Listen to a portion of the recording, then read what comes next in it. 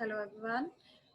So in this lecture, I'm going to explain you the scarcity definition. This is the last definition of economics. So in the previous lecture, we discussed about the wealth definition of economics, then material welfare definition of economics given by Professor Marshall, and this is the final definition of economics, the third definition of economics, which is also considered or known as the best definition of economics, is known as the scarcity definition. This is given by Professor Robbins. So scarcity का मतलब होता है दुर्लभता, किसी चीज की कमी होना. So without any delay, I'm going to start this definition to explain it. So इस definition के accordingly, this definition is given by Professor Robbins. 1932 में उन्होंने एक book में इस definition को explain किया था, an essay on the nature and significance of economic sciences. So economics उनके accordingly है एक science, that is economics is a study of science that studies human behavior as a relationship between ends. So क्या है, economics एक science है, विज्ञान है जो क्या स्टडी करता है, ह्यूमन के बिहेवियर को.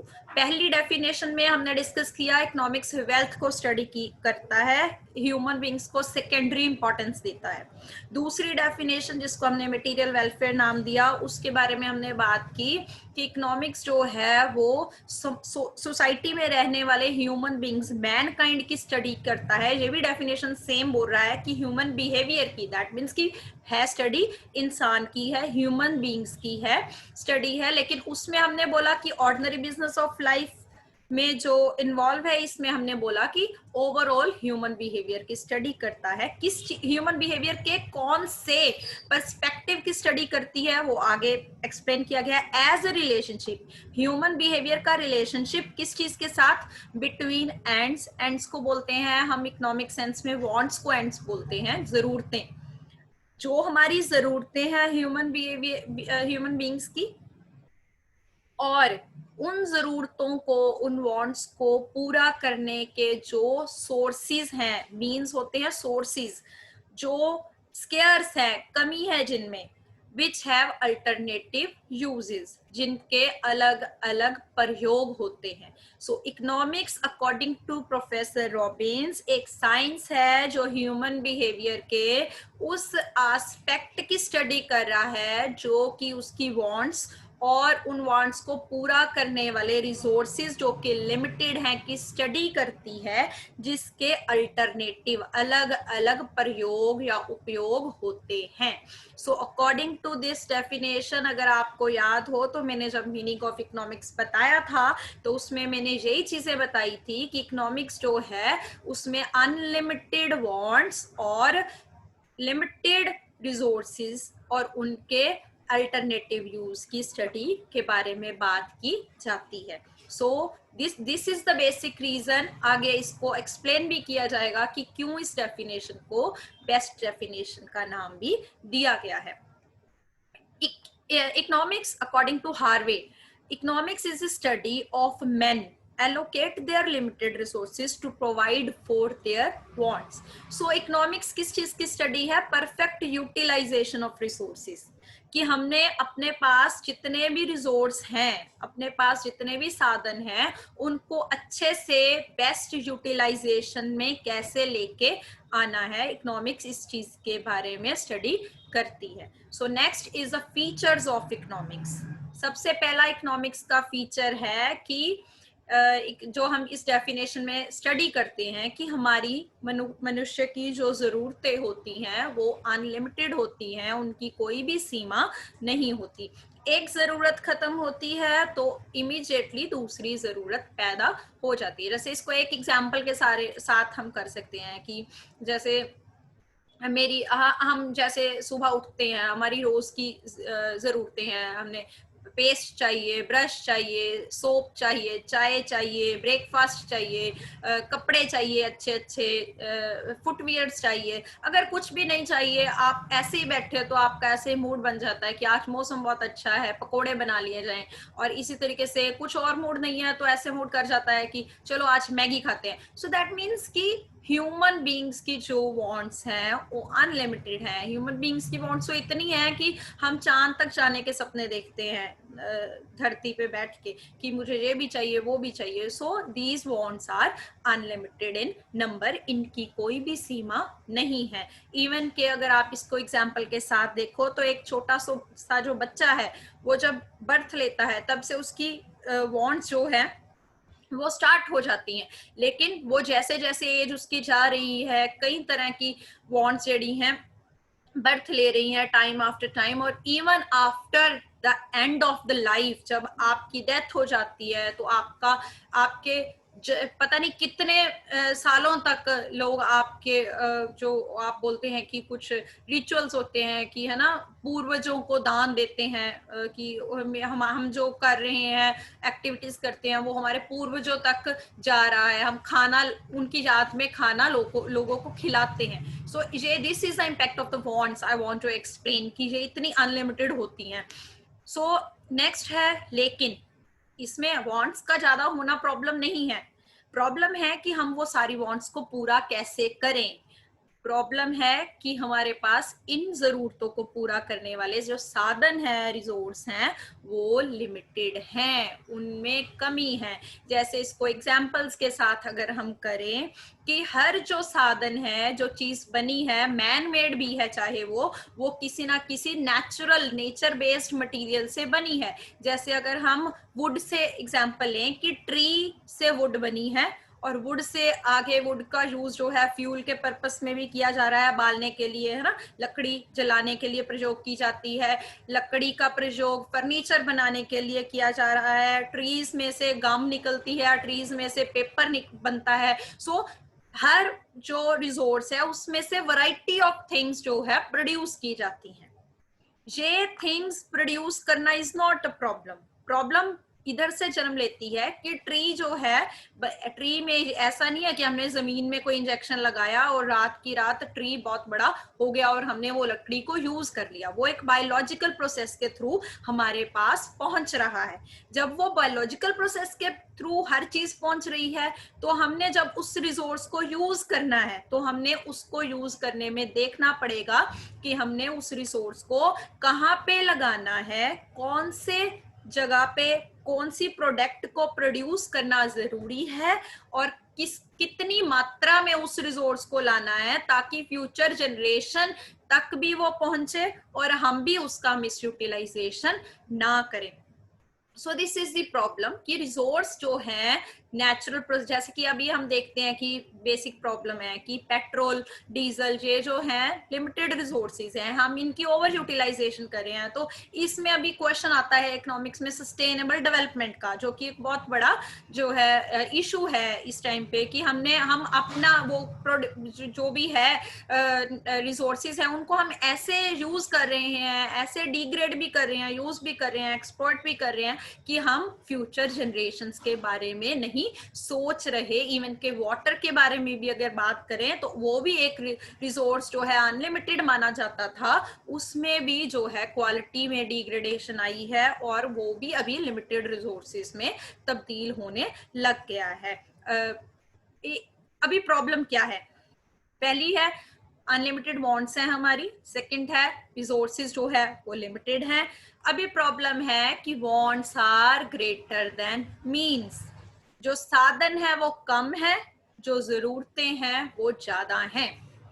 जब आपके पास साधन कम है, मान लो कि आपके पास साधन है पैसा, आपके पास 100 रुपए हैं, जरूरतें आपकी 2 हैं, अभी क्या है उसकी उस 100 रुपए के अल्टरनेटिव यूजेस हैं, आपको उसको अलग अलग, अभी इसको वैसे एग्जांपल में मैंने बताया है कि मिल्क के अलग अलग प्रयोग हैं, इसी तरीके से मैंने आपको वुड की एग्जांपल बताई है। अभी मैं इसको एक डिफरेंट एग्जांपल को की तरह एक्सप्लेन करने की कोशिश करूंगी। पहले मैं इसको रीड करके बताती हूँ कि हर रिसोर्स के लिमिटेड अल्टरनेटिव यूजेस हैं। जैसे अभी मैंने एग्जांपल दी पैसे की कि पैसे का अलग अलग यूज है।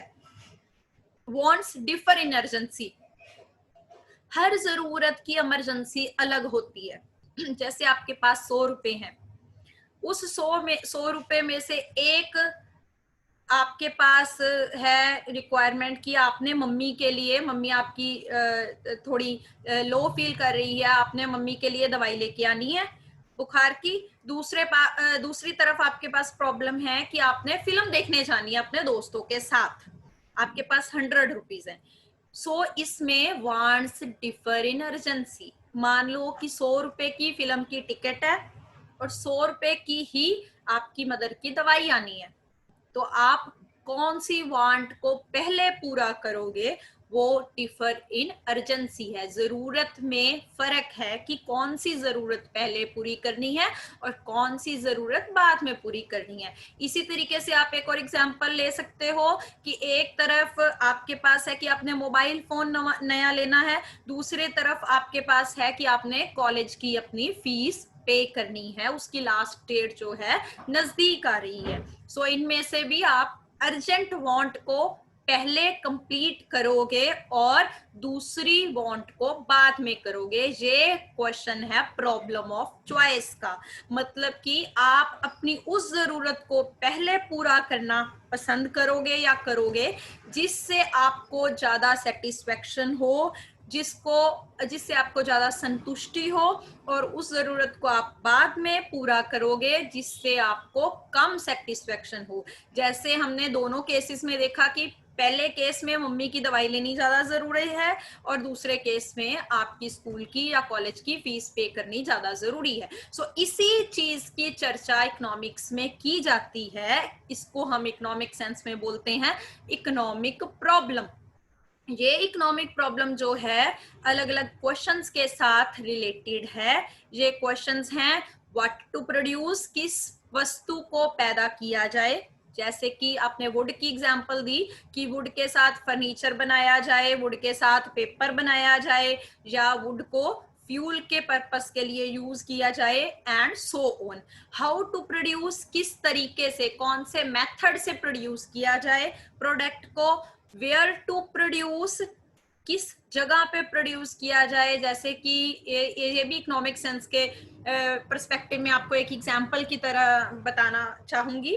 जैसे कि हम देखते हैं कि हिली स्टेशंस पे अगर आप चले जाओ या कोई बैकवर्ड एरियाज में चले जाओ जिनकी जीडीपी ग्रोथ रेट कम है, जैसे कि बिहार हो गया या उत्तर प्रदेश हो गया, तो उन एरियो में आपको इंडस्ट्रीज नॉर्मली दिखने मिलती हैं। अगर आप हिली स्टेशन भी चले जाओ तो वहां पे मिल्स होती हैं। तो इसका कारण क्या है? Where to produce. Where to produce मतलब कि गवर्नमेंट चाहती है कि इन एरियाज में डेवलपमेंट हो और वहां पे लोगों को एम्प्लॉयमेंट मिले।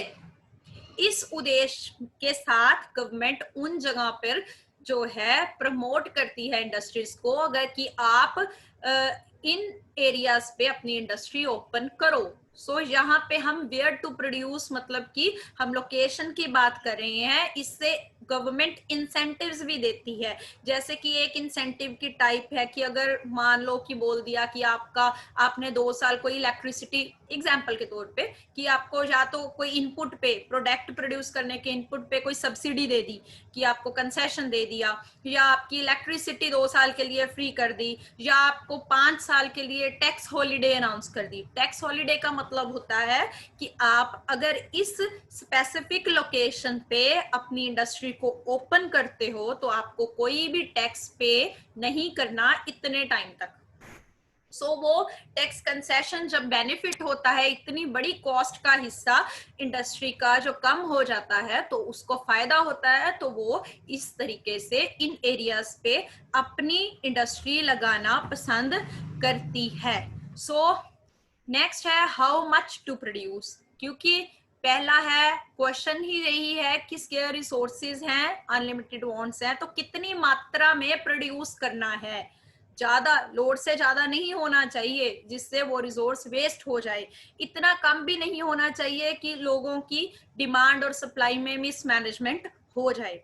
नेक्स्ट है फॉर होम टू प्रोड्यूस, इसमें हम क्लास के बारे में बात कर रहे हैं कि गुड की लग्जरी टाइप गुड है, नेसेसिटी टाइप गुड है। जैसे नेसेसिटी गुड जो है वो सबके लिए पैदा होती है, लग्जरी गुड जो है वो रिच एलीट क्लास के लिए पैदा होती है। सो इस तरीके से गुड मिडिल क्लास के लिए प्रोड्यूस करनी है, या बच्चों के लिए प्रोड्यूस करनी है, नॉर्मल बीइंग्स के लिए प्रोड्यूस करनी है, किस टाइप के लिए प्रोड्यूस करनी है, किसी क्लास के लिए प्रोड्यूस करनी है, इसमें उसके बारे में चर्चा की जाती है। इसकी एक एग्जांपल मैं आपको बता देती हूँ।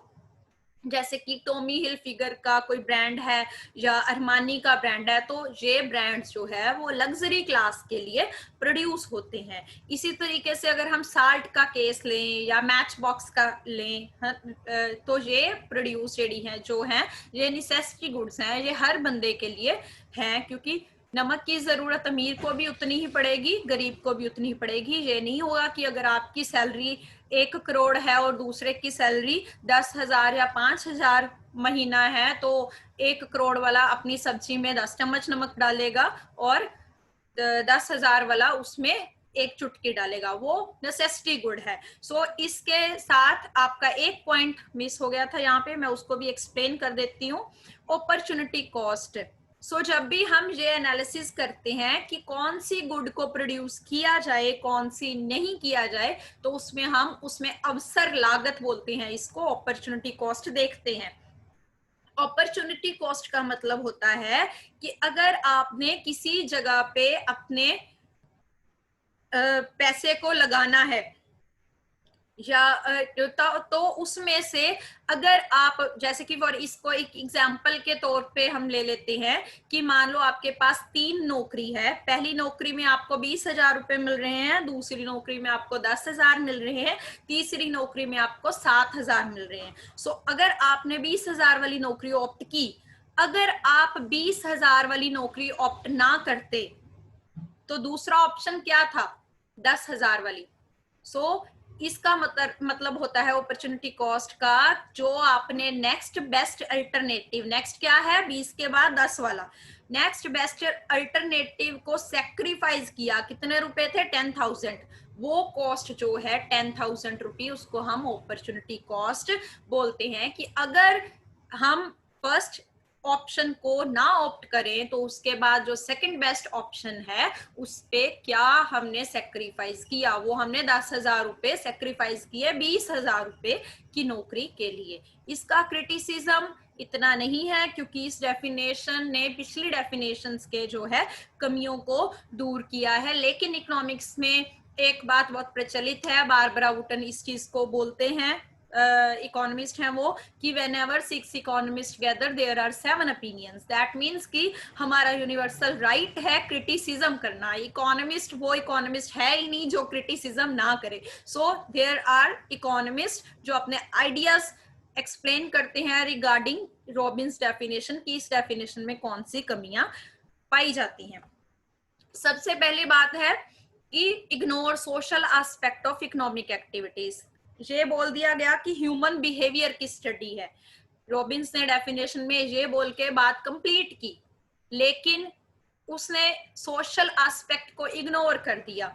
ह्यूमन बीइंग्स की तो स्टडी है, लेकिन वो ह्यूमन बीइंग्स की स्टडी है जो सोसाइटी का पार्ट है। लेकिन रॉबिन्स ने बोल दिया कि हर तरह का ह्यूमन बीइंग, चाहे वो सोसाइटी में रह रहा है चाहे नहीं रह रहा है, जैसे मॉन्क है, कोई भिक्षु है, वो सोसाइटी में नहीं रहते, जंगलों में चले जाते हैं, तो इसके अकॉर्डिंगली इकोनॉमिक्स में उनकी भी स्टडी आती है, लेकिन एक्चुअल में नहीं आती। Concealed concept of welfare, when it talks about maximum satisfaction, it uses the concept of welfare but not directly. That means कि directly हमने इस definition में welfare के बारे में कोई बात नहीं की, लेकिन इस डेफिनेशन ने भी मार्शल का वेलफेयर कॉन्सेप्ट लिया है, जब हमने ये बोल दिया कि हमने रिसोर्सेज को कहाँ पे लगाना है और कहाँ पे नहीं लगाना, ताकि उसकी परफेक्ट यूटिलाइजेशन, ऑप्टिमल यूटिलाइजेशन हो सके। नेक्स्ट है scarcity is not the cause of all economic problem. This is very important. अगर आप आजकल के समय में देखो तो over population is a very big economic problem. वो अबंडेंस की बात करती है, ज्यादा की बात करती है कि ओवर पॉपुलेशन जो है स्केर्स नहीं है, उसमें सप्लाई ज्यादा है और लैक नहीं है, स्केयर नहीं है वो रिसोर्स। पॉपुलेशन, ओवर पॉपुलेशन की प्रॉब्लम है। इसी तरीके से लेबर फोर्स का ज्यादा होना अनएम्प्लॉयमेंट को पैदा करता है। हर इकोनॉमिक प्रॉब्लम जो है वो स्केर्सिटी के साथ नहीं है। इसके रिलेटेड माल्थस ने एक स्टडी भी दी थी। उनकी एक बहुत फेमस थ्योरी है, थ्योरी ऑफ ग्लट। ग्लट का मतलब होता है ओवर प्रोडक्शन, ज्यादा होना किसी चीज का, ढेर। उसका मतलब भी यही है कि इकोनॉमिक प्रॉब्लम जो है वो उसका एक बड़ा कारण है कि ओवर प्रोडक्शन हो जाना। ओवर प्रोडक्शन मतलब स्केर्सिटी ना होना। ये उस डेफिनेशन उसके साथ भी रिलेटेड है कि हर इकोनॉमिक प्रॉब्लम का कारण स्केर्सिटी नहीं है। नेक्स्ट है study of static condition. This definition assume means and ends as constant, but in reality means and ends are always changing. हमारी जरूरतें दिन ब दिन बदलती रहती हैं, उनके साधन भी बदलते रहते हैं, किस किस सोर्स के साथ, किस किस तरीके के साथ प्रोडक्शन की जा रही है वो डे बाय डे चेंज होता रहता है। जैसे पहले जो थी ट्रेन भाप के साथ चलती थी, फिर टाइम चेंज हुआ तो उसमें टेक्निक में चेंज हो गया और वो बिजली से चलनी शुरू हो गई। इसके बारे में ये बात नहीं की गई, इन्होंने मीन्स और एंड्स जो हैं वो कांस्टेंट, स्थिर माने हैं। नेक्स्ट है not fully applicable to rich country. Rich country में जितनी भी प्रॉब्लम होती है उनमें से मैक्सिमम प्रॉब्लम जो है वो ज्यादा किसी चीज की ओवर प्लेंटी होने से पैदा होती हैं रेदर देन स्केर्सिटी से पैदा होती हैं। क्योंकि उन कंट्रीज में प्रॉब्लम होती है कि उन कंट्रीज में प्रोडक्ट तो ज्यादा हो जाता है, सप्लाई तो हो जाती है, लेकिन उनकी डिमांड उतनी नहीं होती। दैट इज द बिग कारण कि एमएनसीज जो है वो अपने उन देशों में से अपने प्रोडक्ट को दूसरे देशों में प्रोड्यूस करती हैं या एक्सपोर्ट का काम दूसरे देशों में किया जाता है ताकि दूसरे देशों की मार्केट को कैप्चर किया जाए, उन अपने प्रोडक्ट्स को वहां पे बेच दिया जाए। Not fully applicable on less developed country. Economic problem arise due to under utilization of resources. Definition में बोला है कि वांट्स से स्केयर्स को इस तरीके से स्केयर रिसोर्सेज और वांट्स को इस तरीके से यूज करना है कि परफेक्ट यूटिलाइजेशन हो सके। लेकिन लेस डेवलप्ड कंट्रीज में एक बिग प्रॉब्लम सामने आती है कि यहाँ पे अंडर यूटिलाइजेशन ऑफ रिसोर्सेज होती है। कई बार नेचुरल रिसोर्सेज अबंडेंस में होते हैं, बहुत ज्यादा होते हैं, लेकिन रिसर्च एंड डेवलपमेंट की कमी होने के कारण या कॉस्ट ऑफ प्रोडक्शन के ज्यादा होने के कारण या रिस्क फैक्टर के ज्यादा होने के कारण या किसी भी फैक्टर के ज्यादा इन्फ्लुएंस के कारण वो रिसोर्सेज को अच्छे तरीके से यूज नहीं किया जाता। So with this the third and the last definition of economics, that is the scarcity definition of economics, is also finished. So if there is any problem related to this matter, or if you want a specific topic which on which I make a video, then you can share in the comment section. Thank you so much. Thanks to watch.